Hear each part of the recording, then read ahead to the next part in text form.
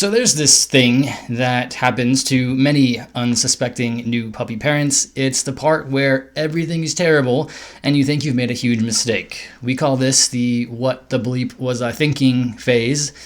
Sometimes I censor that and sometimes I don't. Don't really know why. I just go where the wind takes me, I guess. Hey, this is Jake, and if you've been following us for a while, you are familiar with this concept. I've been making content on it for like 12 years now, but this phase can manifest differently for different people. In our work with like hundreds of struggling puppy parents, we've noticed that most of them fall into at least one of 5 categories at first. In this video, I'm going to describe the symptoms of each category so that you can identify where you're at and hopefully help you feel less alone. Category 1, the pissed off puppy parent, aka the stubborn little shit dilemma. You've been hard at work training your puppy for a while. They should know the rules by now, but they just don't listen. It's like they're trying to test you or get back at you for telling them no. You could swear that they're still peeing on the carpet or biting you or chewing up your valuables just to spite you. And if Sparky doesn't stop getting into trouble soon,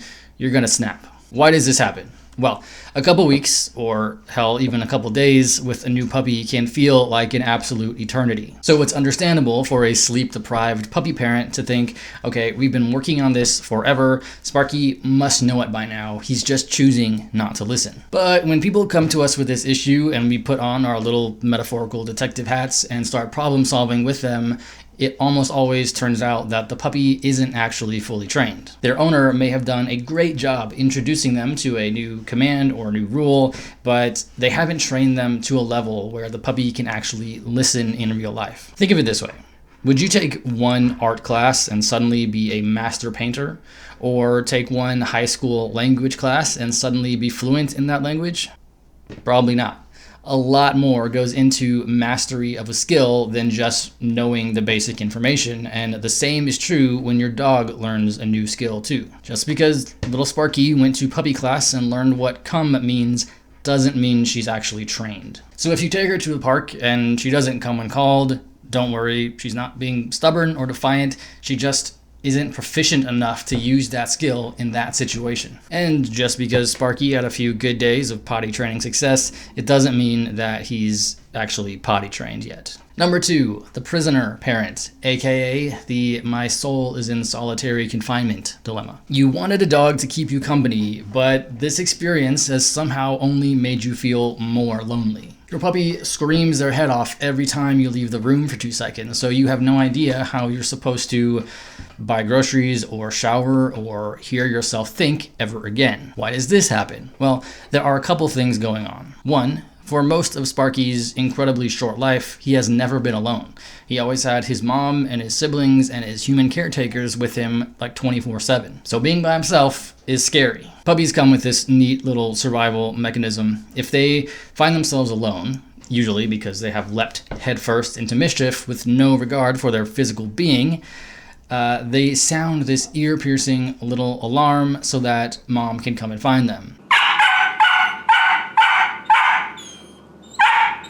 And guess who mom is now? That's right, it's you. Congratulations. And number 2, you are doing a lot of work for a critter who doesn't even seem to like you yet. Most of the monotonous, hard work parts of raising a puppy come before you have established that deep man's best friend connection. You're pouring your heart and soul into raising this puppy, and yet you still feel like strangers. So not only are you dealing with some degree of social isolation because you have to spend a lot more time with your puppy than with other humans, you may also feel lonely in the puppy's presence. Number 3, the information overloaded puppy parent, aka the one wrong move dilemma.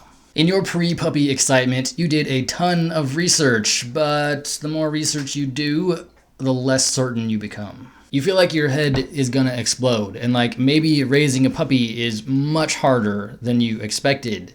The avalanche of information has paralyzed you into inaction. And this happens because all of your research has led you down the massive, convoluted web of rabbit holes that is the dog training industry. Or not even dog training specifically, but just the dog world. But I don't want to go among mad people. Oh, you can't help that. Most everyone's mad here. You've probably followed a bunch of dog training accounts on social media, so now your feed is nothing but perfectly trained dogs and also dog trainers fighting with each other over training methods. And you found a bunch of training advice that basically says that you have to raise your puppy exactly right or else they'll be ruined forever. But again, it seems like no two dog trainers can agree on what exactly right even means. And that's just the internet. I mean, because even when you put down your phone, you can't escape. As soon as word gets out that you're thinking of getting a puppy, suddenly an endless supply of friends and family and neighbors and strangers and your coworkers, cousin's brother who quote-unquote knows a lot about dogs pops out of the woodwork to bombard you with advice. Shockingly, all this noise doesn't make you feel better, does it? It makes every tiny decision feel like a life or death situation, and it just sucks all the joy out of what should be a relatively delightful experience. Now you're just terrified that you're going to get something wrong, so you are second-guessing your every move and slowly losing your mind. Number four, I think it's four. The blindsided parent's puppy parent, aka the all my babies hate each other dilemma. You were really excited to watch your kids and your puppy grow up together, but you had no idea just how much your puppy would jump on, chase, bite, and otherwise terrorize your children anytime they were in the same room. Now, the kids are freaked out, and they want nothing to do with their supposed new best friend, and you've got a big helping of parent guilt on top of the new dog owner guilt. Why does this happen? Well, because you're caught in the... You good? This happens when you get caught in the clash between the cultural narrative of kids and puppies and the reality of kids and puppies. Kids and dogs are a match made in heaven, right? It's a trope that has been ingrained into our collective consciousness. So what usually happens is this.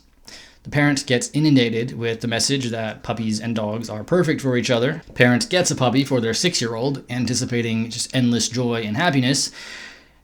Then the puppy starts biting, and the child becomes afraid, and the parent lies awake at night thinking, this isn't how this is supposed to go. This is supposed to be joyful. What am I doing wrong? They think they're either screwing up real bad or they got the world's worst puppy. Otherwise, it shouldn't be this hard, right? My friend, you are not screwing up. It is not just you, and it doesn't mean you have a particularly demonic puppy either. The truth is that all this biting and jumping and general chaos is normal. It's how pretty much any puppy is going to want to interact with children. The good news is that it's not too late, and you don't just have to live with this chaos. There is stuff you can do. Your kids and your dog can still grow up to be best friends.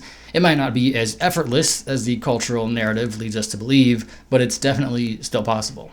Number 5, I think I've lost track of numbers. The guilty multi-pet parent, aka the how could I do this to my best friend dilemma. So you've already got a dog or a cat at home whom you love very much, and this puppy makes them really unhappy. The little Sharknado is obsessed with them and harasses them at every opportunity. And now the cat hides under the bed and refuses to come out, or the older dog seems sad and depressed all the time. And all you want to do is comfort them, but the puppy takes up all of your time and energy, so you sort of feel like you've abandoned them. You're worried that you've ruined your relationship with your best friend forever. Why does this happen? Well, there's no denying that life with a puppy can be hard on the other pets in the family. Dogs and cats, especially cats, are creatures of routine, and they've temporarily had their routine smashed beyond recognition. Not to mention that while you may have had plenty of time to get used to the idea of a new puppy in the house, your other pets had no idea it was happening until it happened. So they've been thrown for a loop and they need some time to adjust. And I will say that you do have to be intentional about what happens over the next few months so that these guys are set up for a good friendship, or at the very least a good roommateship, and don't have a relationship filled with drama. But just the fact that there's drama right now certainly doesn't mean that you've made a terrible mistake or that they're going to be miserable like this forever. So there you go. 5 types of struggling puppy parents. Do you fit into any of these categories? let me know. Next time, we'll talk tips for overcoming these struggles, so subscribe and watch out for that if that seems like something you could use. All right, see you next time.